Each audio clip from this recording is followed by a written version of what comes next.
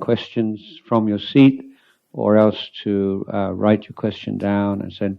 You can have the microphone here. There's someone at the back here.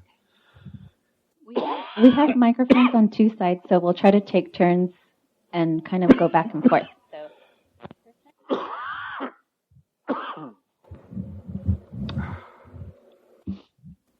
I'd like to ask Your Holiness, and how did you change your mind and become Buddhism and finally be a monk?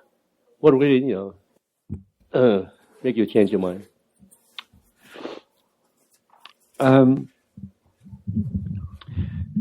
Well, I was for an English boy. I was probably unusually studious, and that was partly due to the fact that I had quite severe asthma as a child.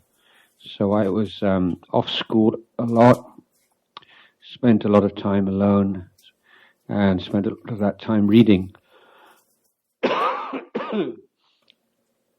So by the time I reached my early teens, there was a question in my mind: is like, what's a good way to live, or what's the best way to live your life as a human being? And so I had no sense of connection at all with Christianity since I was about 7 or 8 years old. It didn't make any sense to me at all. I just felt very alien, and so I didn't have any connection, and so I didn't see this as like a religious quest at all at that time. So I was reading a lot of books on psychology and philosophy and so on. And then I eventually came across teachings of the Buddha, and they just made complete sense to me. And I can remember thinking, this isn't some kind of Eastern philosophy. This is just it's clear and obvious common sense. So I started to study Buddhism and practice meditation. And then when I finished high school, I had also felt a very strong pull to Asia from childhood. Never really felt at home in England. And so I made some money. I worked, made some money, and then set off overland from England to India. So it's a kind of combined an interest in India and Indian spirituality with just a desire for experience and for adventure. So it ended up being a 2-year odyssey, 2-year trip. By the time I returned to England, I realized I didn't want to do anything with my life except learn about Buddhism and practice Buddhism. And I enrolled on a meditation course with a Vipassana meditation teacher who had been a monk in Thailand for a number of years. And in his talks, he would refer to his time as a monk. And I can remember thinking, well, that's exactly the life that I've been looking for the past 2 or 3 years. That's exactly what I should be doing. So I decided to become a monk at that point. And while I was making some money in order to buy a plane ticket to get to Thailand, then I got to know about a monastic community from Thailand who were establishing a forest monastery in England. And I ended up spending a few months with that community in England. And their teacher was a great master called Ajahn in northeast Thailand. And so when I left that community, I went to stay with Ajahn in northeast Thailand. So that was 1978, and I've been there ever since.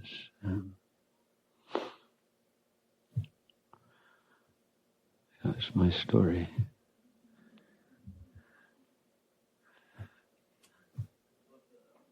Yeah.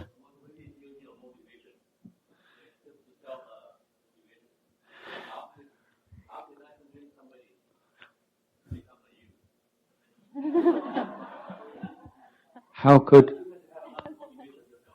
Yeah, I was very motivated. You can't.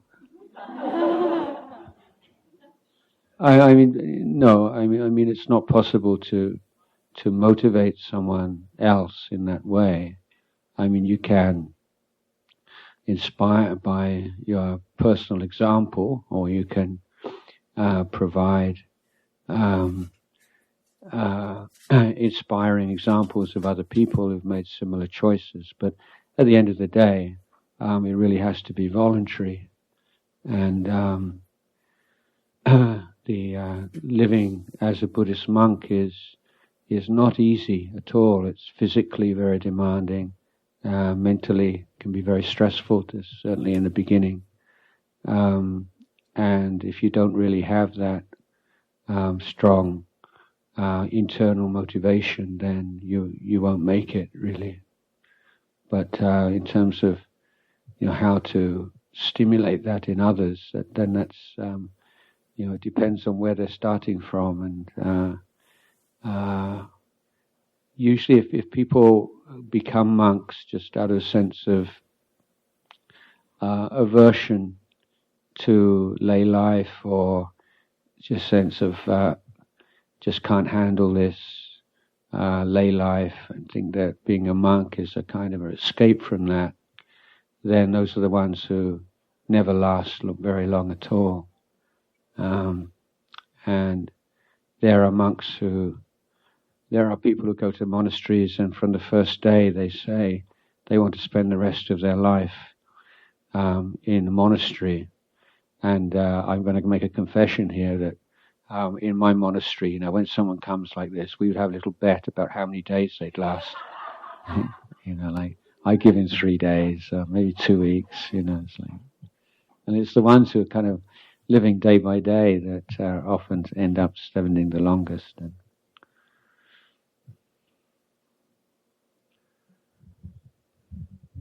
I have a question that, as a human being, when we get older, our bodies seem to be degrading, but our five senses of hearing, of sight, it seems that even as we get older, with the right instrument, we are able to bring back our sense and our hearing. Does the Buddha mention anything about, like, is this sense of hearing, sighting, testing, is it going to be like gone when we pass away, or is it permanently of the sense itself? It seems like as we get older, it's still there. It's you just need the right instrument to bring it back. So that's my question. Like, does a mental state change any of these five senses that we have as we get older? That's all. No, I mean, as you get older, it's basically all downhill. I mean, that's just the way it is. Modern technology can take the edge off that a bit, but I mean, it's no, it just gets worse and worse, and then you die. No, but the mind is not does not disappear at death. So the mind, but you see, you have to understand that the mind is not a thing. So I like to say the mind's not a noun; it's a verb. You have to understand your whole life as a verb. It's like hearing and seeing and smelling and the body and the mind. These are all verbs. These are all expressions of change. And with the end of the physical body, then the mental body survives and looks for an appropriate expression for it, physical expression for it. one of the best analogies for this is of a candle flame. So, if you can analyze what exactly is a candle flame, it seems like a thing, you say it's a flame, but actually it's a process, isn't it? And that process which we refer to as a flame, as the candle, the physical basis for it, comes to an end, then we can light a second candle from the first candle. But it's not that the first flame has been reborn in the second candle. It's just a continuity of the flame, because the causes and conditions for its survival are intact. Excuse me. But yeah, don't worry about ears and stuff like that. No, pardon? What is? Yes, it's all impermanent. But you see there, the impermanence, as I say, it's a verb. It's a conditioned flow of phenomena. So each particular aspect or element of the flow is impermanent, but overall the sort of consistency of change can give the appearance of a thing or of a being even.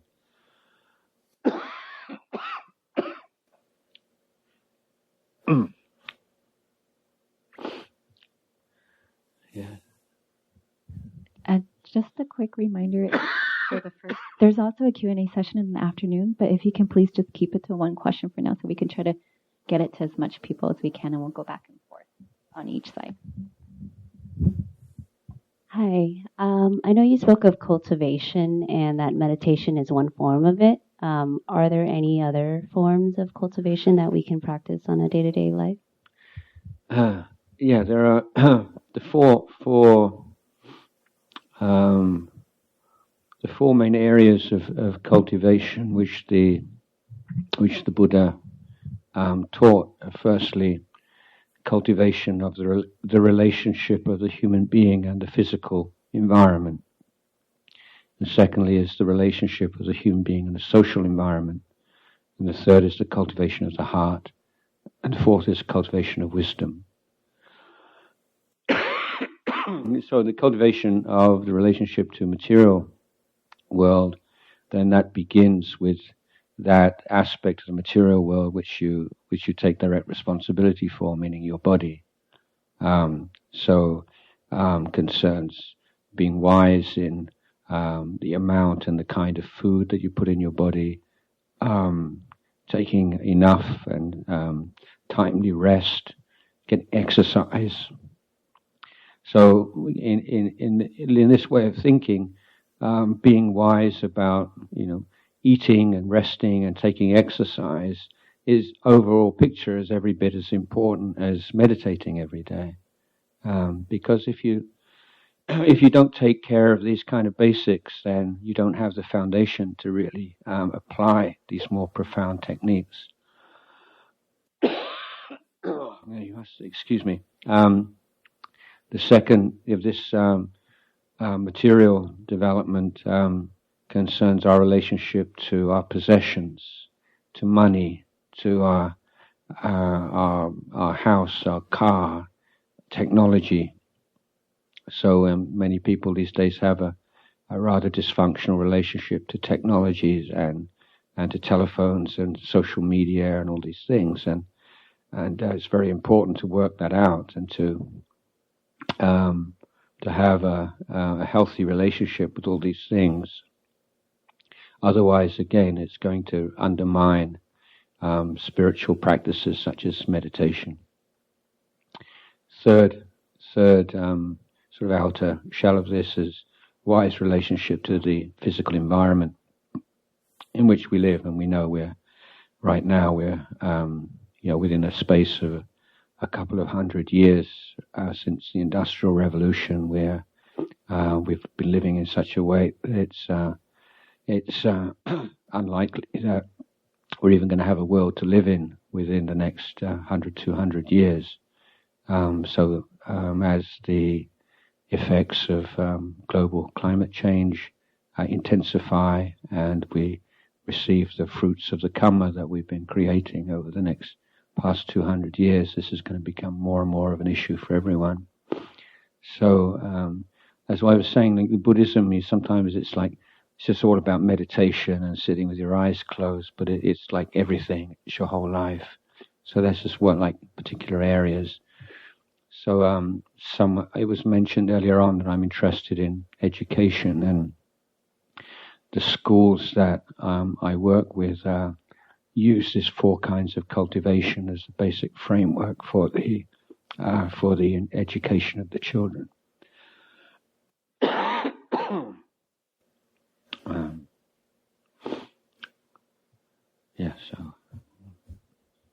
Yes, this gentleman over here. I think.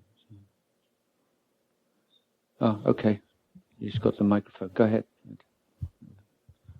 Good afternoon. Good afternoon.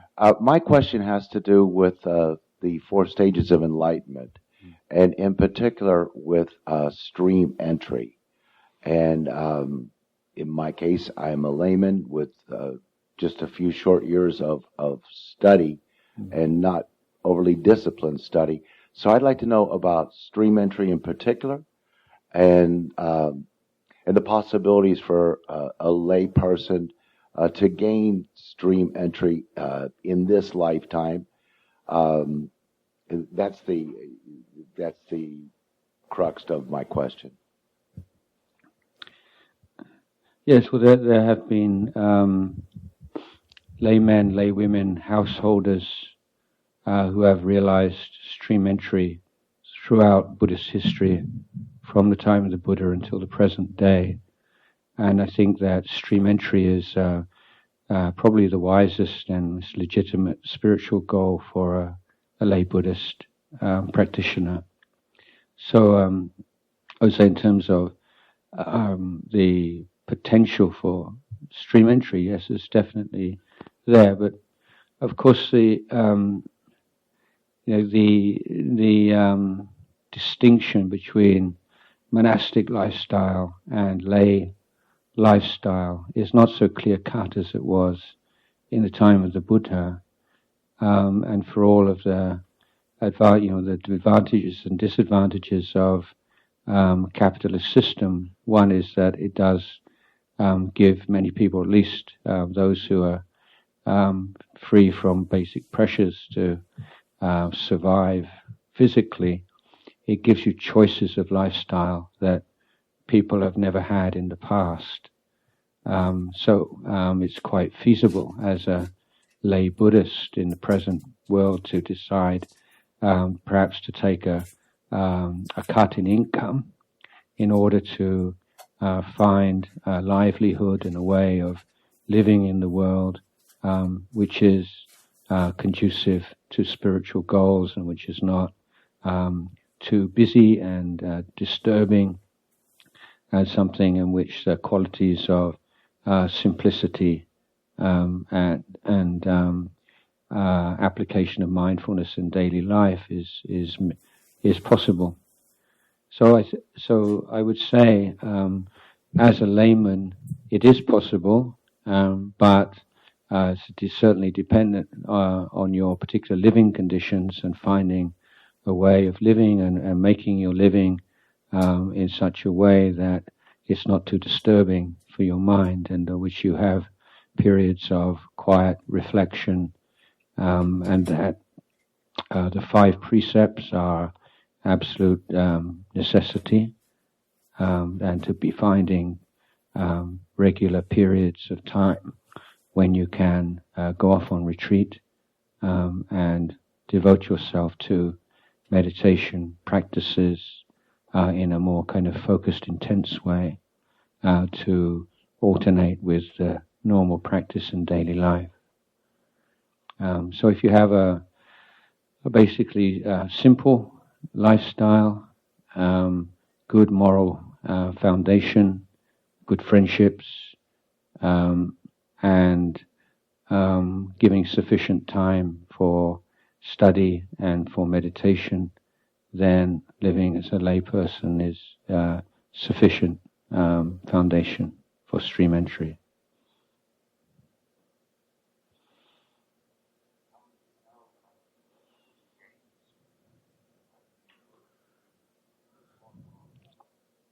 You don't have to. You just keep going. If you, it's best not to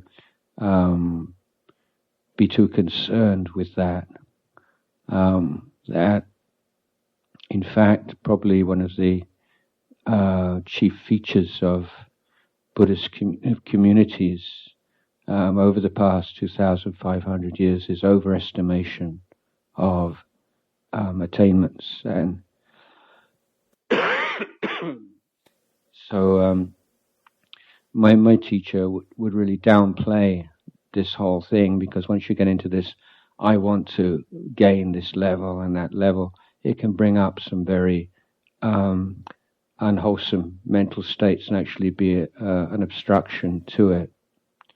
But if you find that you're making significant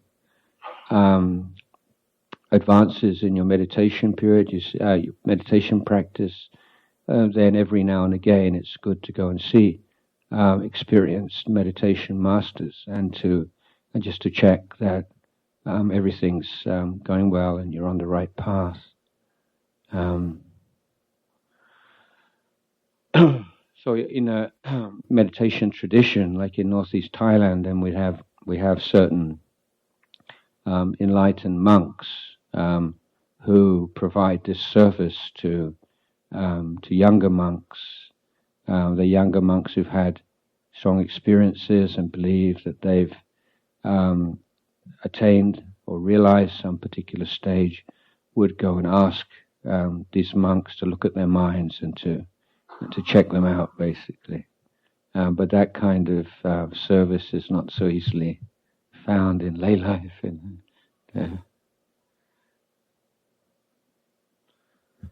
Your Holiness, good morning. Good morning. I wanted to ask you if my practice is correct. I'm able to meditate. Hello? I'm able to meditate twice a day. I'm able to find mindfulness throughout the day. And I wanted to go further, and Vipassana meditation indicates that you want to watch your body and your mind.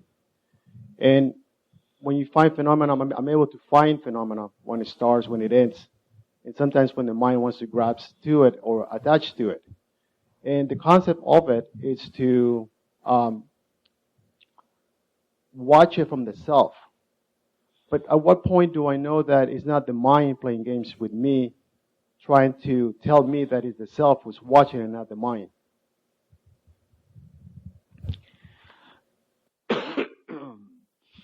Yeah, I wouldn't overthink this. It's just keep observing what's going on, and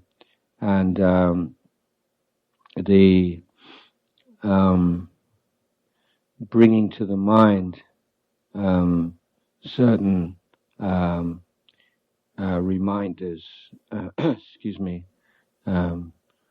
One of the key teachings of my teacher is reminding of it's not sure, or maybe not, just to see the uncertain, changing, shifting nature of things. And so this become part of your whole life, and in the way of responding and attending to phenomena is to see their unstable and changing nature.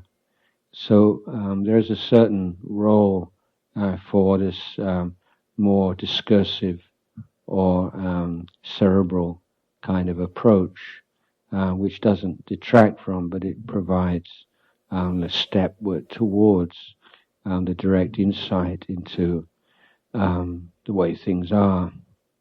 But the most important thing to develop is strong samadhi, because when the mind is very fully stable, like there's an unshakable kind of stability and clarity and brightness to the mind, then that mind will be ready to clearly see the arising and passing away of phenomena as it truly is, without any question of kidding yourself or assuming things. So it's the power of the mind which needs to be built up through the meditation practice. So one of the key features of the well-developed mind is a quality called kamanyo, which means ready to work or pliable, or is this readiness to see the impermanence, dukkha, the selflessness of phenomena.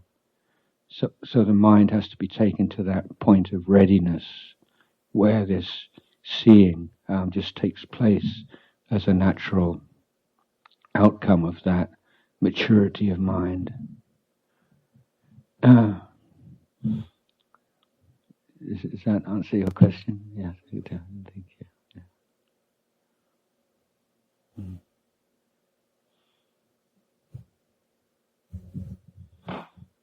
Ajahn, I have a question that I guess deals with right livelihood, but I also feel it also deals with promotion of the Dhamma.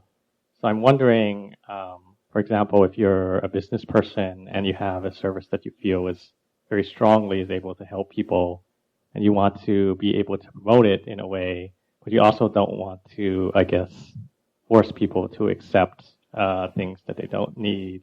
And in the same way, I'm asking, I guess, in kind of leading people to the Dhamma, whether from your experience there's a way to kind of show people the value of the Dhamma without, I guess, coming across as like a salesman or something like that. Just, provide people value, but not kind of force them to kind of do something that might not be in their best interest at the time.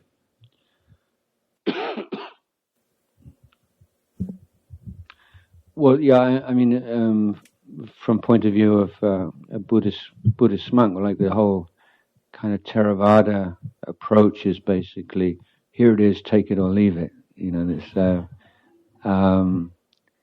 So like no compromises to make it more popular and palatable to people. It's like saying, yeah, this not self-teaching, it doesn't go down so well these days. Maybe we cut that bit out.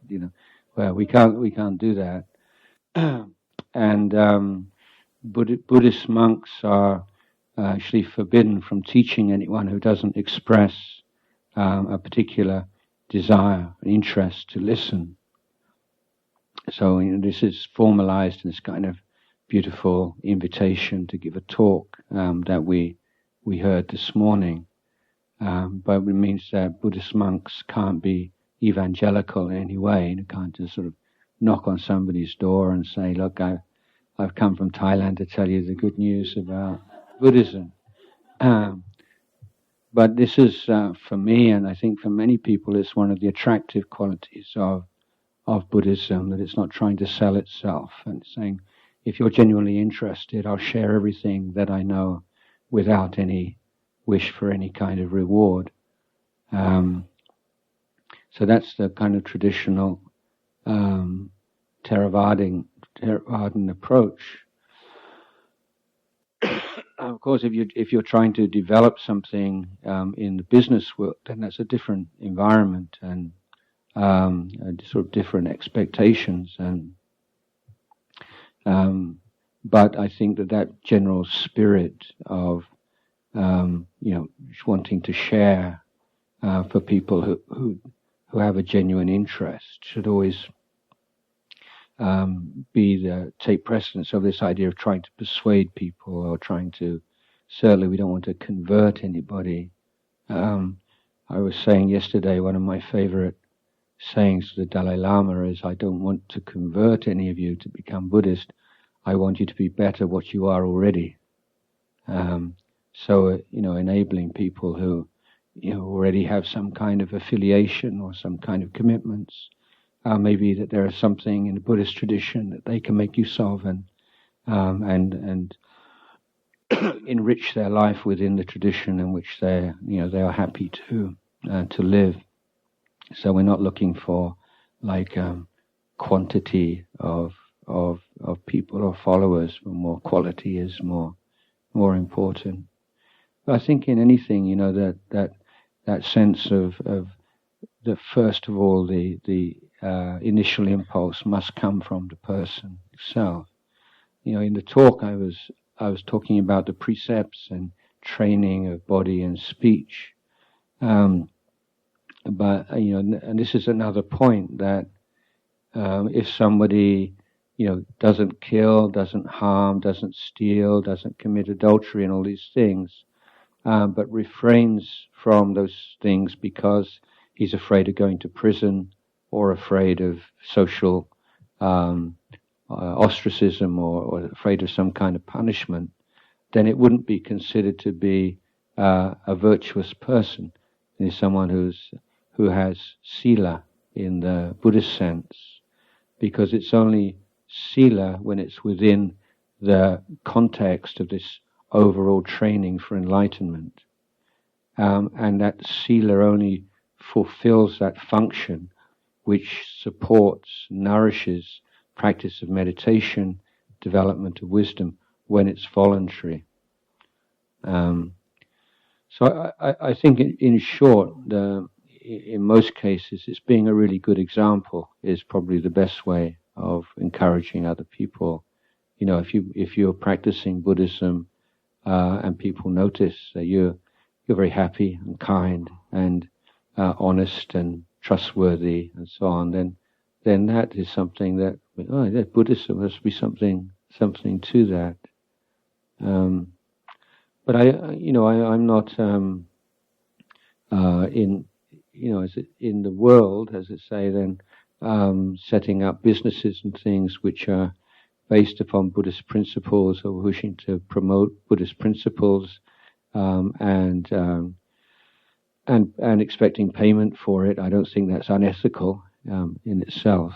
I'm just sort of giving you a bigger picture of kind of Buddhist attitude to the spreading of Dhamma. Yeah. Question over here. I'd like to ask, do you practice any form of fasting? And if you have any thoughts on if it has any correlation or how does it come into play with the cultivation that you were speaking of earlier?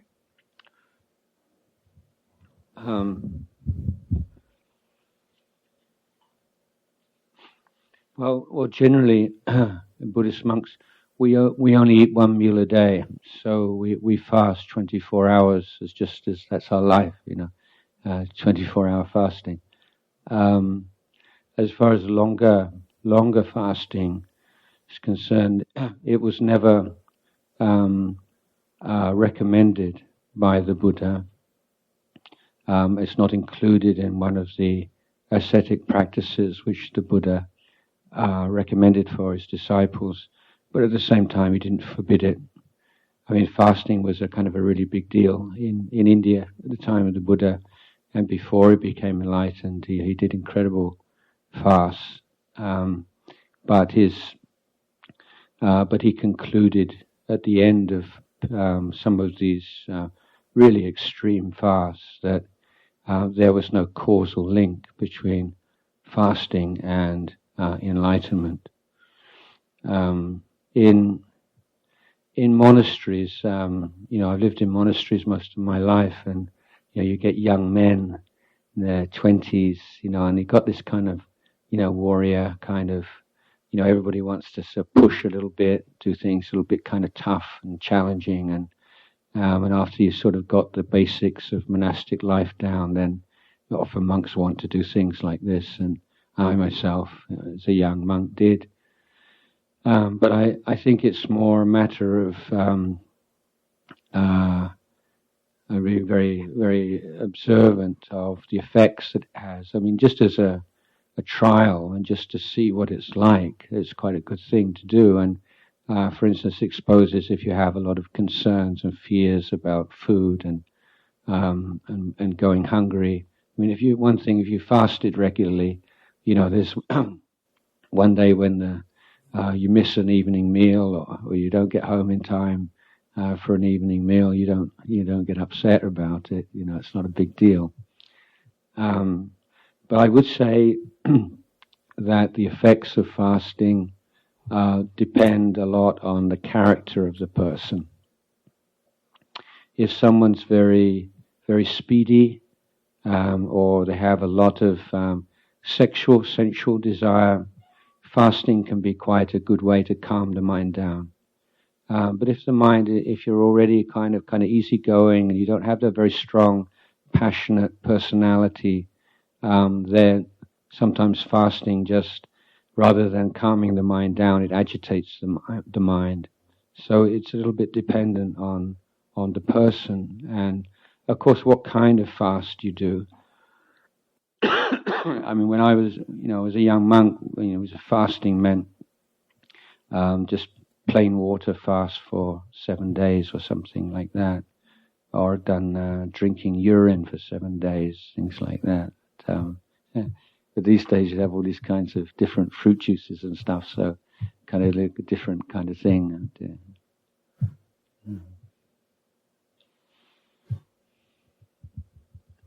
ท่านอาจารย์ I have a question regarding how do you pavana in action, and the background to that is I was listening to Ajahn Chah's recording, and I think there was a merchant lady that asked him, asking Ajahn Chah that she didn't have time, to pavana, and then Ajahn Chah's response to that was, do you have time to breathe? Yeah. And of course she says yes, and then his follow-up answer was, I didn't meant for you to sit there in the middle of the market and close your eyes and meditate. But I don't fully understand what Ajahn Chah meant by that, how do you pavana basically throughout the whole day and then in action? Thank you.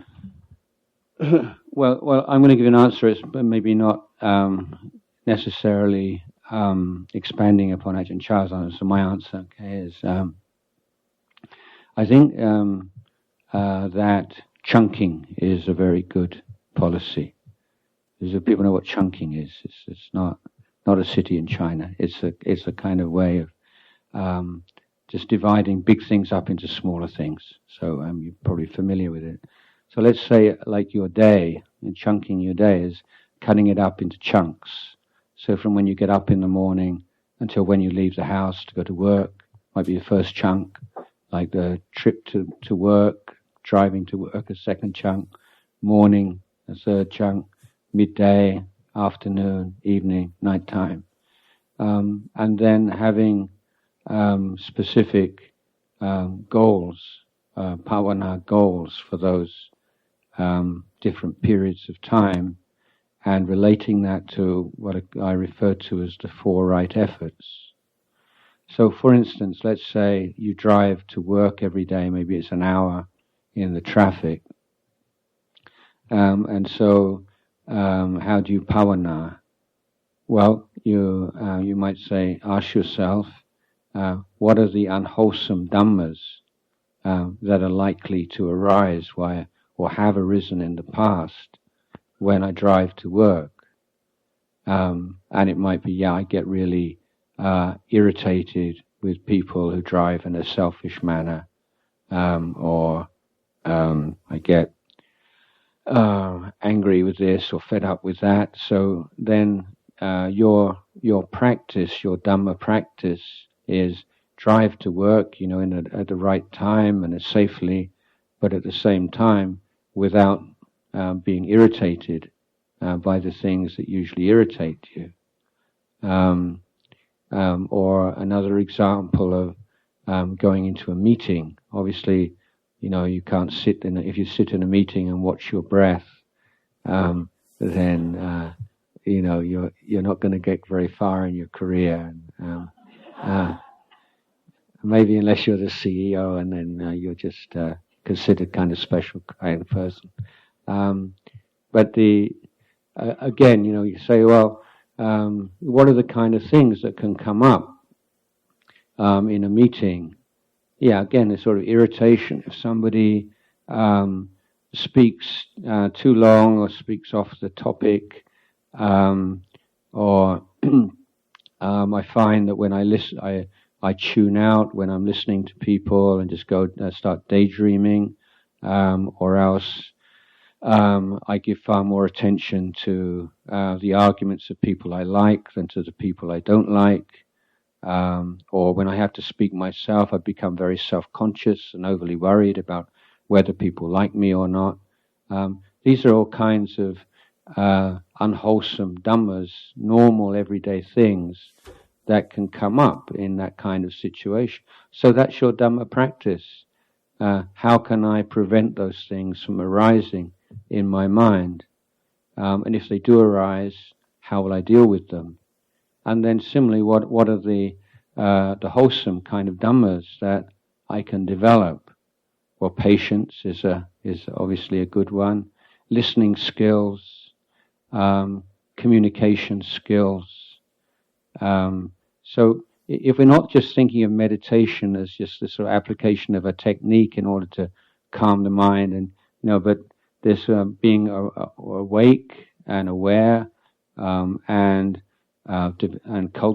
cultivating right action, right speech, listening skills, communication skills, patience, kindness, all these kinds of things.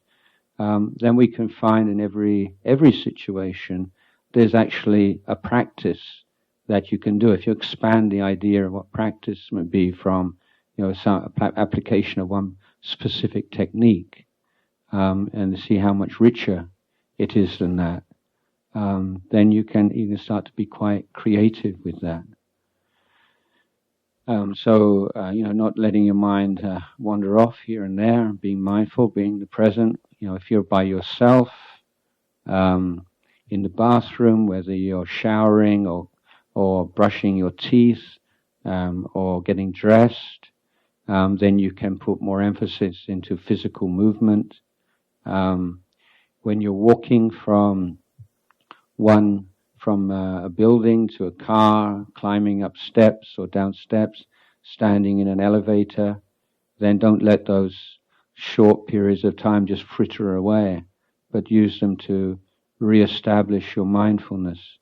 Because I think that for most people, when you feel at the end of the day, you're really kind of finished, you're tired and weary and stressed out, that I think that it's rare that there are really major stressful incidents during the day, every now and again perhaps, but it's more like a slow, steady drip, drip, drip of small stressful incidents, and that by stopping and re-establishing attention, just by sitting in front of your computer and watching your breath for 60 seconds, or converting a walk from one building to another building, or upstairs or downstairs into a walking meditation practice, you can just cut off that accumulation of stress and then re-establish that clarity and freshness of mind. So there are so many different ways of cultivating in daily life.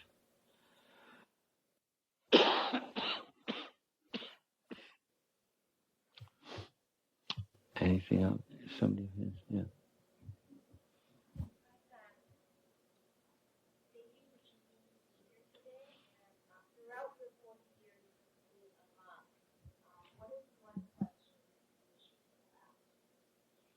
What is one?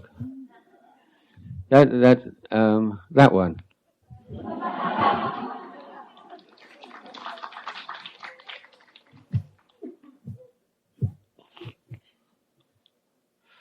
Yeah, I don't know. I have to think about that because I get asked so many questions by so many people, and some of them are very repetitive. Some I've answered thousands of times. Others are more unusual, and so yeah, like every Wednesday I go to school and I have a whole bunch of children asking me questions. So that's a whole. Some of those are very unusual and interesting. I would make. I don't have a good answer for you really, but I would say that a common theme in Thailand, people often say, "I'm very angry. How can I deal with my anger? How can I let go of anger?" And yet there are very few people who say, "I'm very greedy. How can I let go of my greed?" So I always think there's very few people really see the danger and the suffering inherent in greed in the way that they do in anger. So I'd maybe like more people to ask questions about that. Yeah.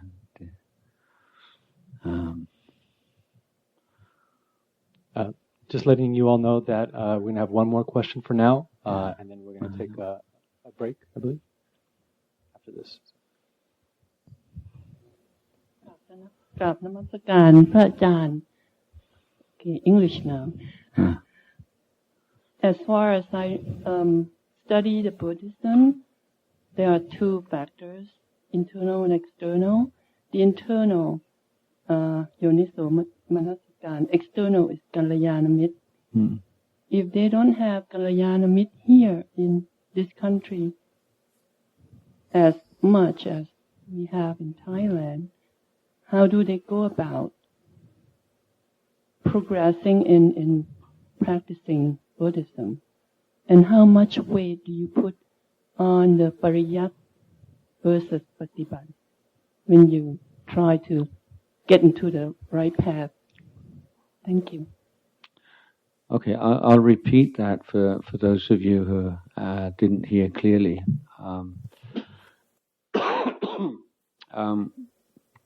On one occasion, the Buddha spoke about the main, the most important conditioning factors for the development or rising of the Eightfold Path. So one external factor and one internal factor. So the external factor is the voice of another, paratakosa, but which is generally explained as good friendship, good spiritual friendship. And the internal factor is what we call yoniso manasikara, or wise reflection. So what the Buddha is saying is you need to have an environment in which you have good friends, good influences, things that lift you up and encourage you and support you on your in your spiritual practice. But at the same time, you need this reflective quality, the ability to observe and to learn from experience and to reflect upon experience. That's what we call yoniso manasikara. And so the question was that living here, maybe there's a lack of Kalyanamitta. I'm not sure about that. I don't live here, but in one sense, I would say that we're living in a blessed time. Just now, I mentioned a little about global warming and the environmental degradation, which is going to get, I believe, even worse and worse in the future. But at the same time, never in the whole history of the world has it been such a good time to be born as a woman. You just think there's never have women had the safety, the opportunities, the life choices that they do now. Obviously, there are countries like in the Middle East where that's maybe not so much the case, but certainly in this country. So in terms of counting your blessings, I mean, that's incredible. And secondly, for all of its the drawbacks involved, we have access, whether monastics, lay people, laymen and lay women, to a huge amount of the high quality Dhamma teachings through YouTube, for instance. There are books and movies and videos and YouTube, and so I mean this would be unthinkable even 50 years, 100 years ago.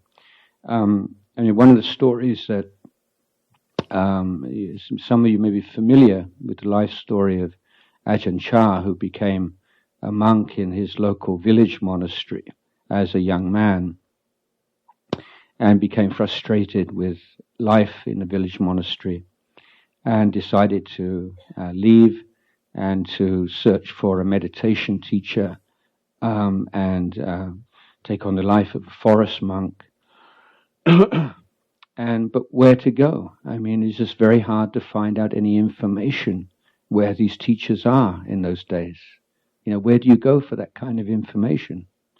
In the 1920s in Thailand. So he heard on the grapevine about a monk in Lopburi. And so he and a friend walked all the way from northeast Thailand through all these malarial jungles and through, all the way to Lopburi, which is maybe 500, 600, 700 kilometers. And he got there and it turned out the teacher had already died. Yeah. So this would be kind of normal in those days, But what's even more amazing is that about 6 kilometers, 5 kilometers away from the village monastery, that last rains retreat he spent before he left to go out onto the road, one of the monks who was staying in that monastery was Luang Pu Fan. Luang Pu Fan, one of the great Arahant disciples of Ajahn Mun, was like 3 or 4 miles down the road, and he didn't know, and he walked 400 miles to, this is kind of absolutely normal in the old days. And now, as a laywoman, you can Google, you can YouTube, you can choose from a list of enlightened monks and nuns and listen to teachings that are of personal relevance to you. I mean, this has never been possible in the whole history of Buddhism. So in terms of, being able to go to a monastery every day, having a teacher, you can go and see and just, I mean, there's never really been that much opportunity in the past. I think we're quite fortunate, actually, even here in Los Angeles. Yeah.